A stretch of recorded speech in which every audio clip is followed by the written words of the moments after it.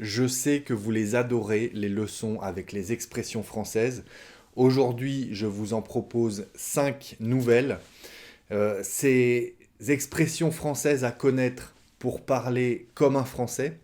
Alors, comme la dernière fois, j'ai fait une petite histoire, une histoire courte, mais dans cette histoire, il y a 5 expressions françaises à connaître.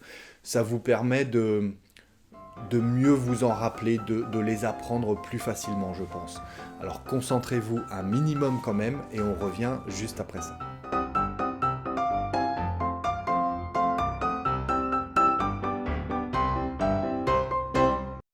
Bonjour à tous et bienvenue sur le français by Alex.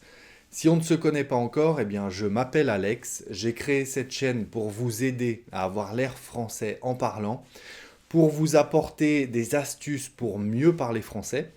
Allez voir sur la chaîne, j'ai créé des playlists pour aborder le sujet de différentes manières, les expressions, les différents sens d'un verbe, etc., etc., des erreurs à ne pas commettre également. Donc si ça vous intéresse d'avoir l'air français en parlant, pensez à vous abonner à la chaîne et à cliquer sur la cloche à côté pour recevoir une notification à chaque nouvelle parution. Si ce n'est pas encore fait, je le répète à chaque fois, mais pensez à aller voir dans les descriptions de chaque vidéo, enfin n'importe laquelle en fait, vous allez voir le lien qui concerne les transcriptions. Vous cliquez dessus, vous inscrivez votre prénom et simplement votre adresse email, et à chaque nouvelle parution, à chaque nouvelle vidéo, vous recevrez un email avec la transcription de la leçon. Un fichier PDF sur lequel donc les sous-titres seront écrits, et ça vous permet de lire la leçon tout en m'écoutant. C'est très efficace pour apprendre, j'ai de très bons retours là-dessus, de ceux qui sont déjà inscrits. Donc allez-y, c'est 100% gratuit pour le moment. On est en février 2021, les choses vont changer prochainement. Je vous expliquerai. Donc allez-y, pour le moment, c'est 100% gratuit. Allez vous inscrire. Allez, on commence notre petite histoire.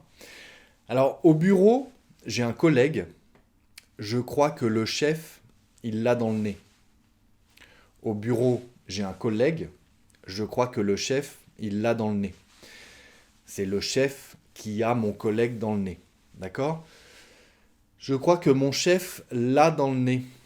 Avoir quelqu'un dans le nez, ça veut dire ne pas pouvoir le supporter, le détester. D'accord? Avoir quelqu'un dans le nez. C'est très élégant, c'est charmant, hein, donc c'est évidemment du sens figuré. Mais voilà, avoir quelqu'un dans le nez, ça veut dire le détester. Au bureau, j'ai un collègue, je crois bien que le chef, il l'a dans le nez. En fait, mon collègue, il a fait une grosse erreur sur un dossier important, et là je crois que c'est la goutte d'eau qui a fait déborder le vase. Je crois que c'est la goutte d'eau qui a fait déborder le vase. Vous connaissez cette expression ou pas? Il a fait une grosse erreur sur un dossier important, et c'est la goutte d'eau qui a fait déborder le vase. Ça veut dire c'est un détail plus ou moins important, en l'occurrence important ici, puisque c'était un dossier important et qu'il a fait une erreur dessus. Mais ça peut être aussi un petit détail parfois, hein, avec cette expression. C'est un détail qui est de trop, qui fait exploser les choses et qui amène à une réaction en fait de quelqu'un. La goutte d'eau qui fait déborder le vase, on imagine, hein, on imagine un vase plein d'eau, un vase dans lequel on met des fleurs par exemple, hein, un vase plein d'eau à ras-bord, vous rajoutez une goutte, et c'est cette goutte qui va faire déborder le vase, qui va faire exploser la situation en fait, hein. Donc la goutte d'eau qui fait déborder le vase, ça veut dire c'est le détail en trop. Le chef, il va réagir parce que là, la faute importante qu'il a faite sur le dossier, c'est le détail en trop et il va avoir des problèmes. Ok? C'est la goutte d'eau qui a fait déborder le vase. On continue notre histoire. Troisième expression. Suite à cela, c'est clair, il va se faire tirer les oreilles. Suite à cela, c'est clair, c'est évident, il va se faire tirer les oreilles. Sans se figurer, encore une fois, le chef, hein, on n'est pas à l'école, donc il ne va pas arriver et lui tirer les oreilles. C'est une image, c'est du sens figuré. Mais se faire tirer les oreilles, ça veut dire recevoir une punition ou se faire rappeler à l'ordre. Hein. Il va avoir une sanction. Il va se faire tirer les oreilles, ça veut dire il va être certainement sanctionné. D'accord? Alors jusque-là, c'était une supposition. Hein. Il avait fait une grosse erreur sur un dossier. Je suppose que c'était la goutte d'eau qui avait fait déborder le vase, donc il allait certainement se faire tirer les oreilles par le chef. Ok, c'était une supposition. Ce collègue, je l'ai croisé 3 jours après à la cafétéria. Hein. On a discuté, il était à ramasser à la petite cuillère. Il était à ramasser à la petite cuillère. Ça veut dire il était extrêmement démotivé, découragé. Ça peut vouloir dire extrêmement fatigué aussi. Mais il était à ramasser à la petite cuillère. Ça veut dire extrêmement démotivé. Encore une fois, on imagine, hein, c'est du sens figuré, évidemment. Mais quelqu'un qu'on ramasse à la petite cuillère, imaginez, vous prenez une petite cuillère et vous ramassez quelqu'un par terre avec une petite cuillère. Ça veut dire qu'il est en 1000 morceaux, qu'il est, il est fini, il est voilà, au fond du trou, comme on dit, c'est pas élégant, mais il est au fond du trou, il n'en peut plus, il est découragé, il est à ramasser à la petite cuillère. C'est une expression qu'on utilise parfois, ça peut vous arriver de l'entendre, donc c'est bien de la connaître. Je l'ai croisé 3 jours après à la cafétéria, il était à ramasser à la petite cuillère. En effet, il s'est pris un savon par le chef. Il s'est pris un savon par le chef. Se prendre un savon, ça veut dire se faire disputer, se faire réprimander. C'est un petit peu la même définition que se faire tirer les oreilles. Un peu le même principe, c'est se faire disputer en fait. Se faire tirer les oreilles, c'est un peu plus enfantin. Hein, c'est quand on est au bureau, ouais, c'est vraiment péjoratif en fait. C'est du langage familier de dire toi tu vas te faire tirer les oreilles. Par contre, se prendre un savon, c'est un peu plus sérieux.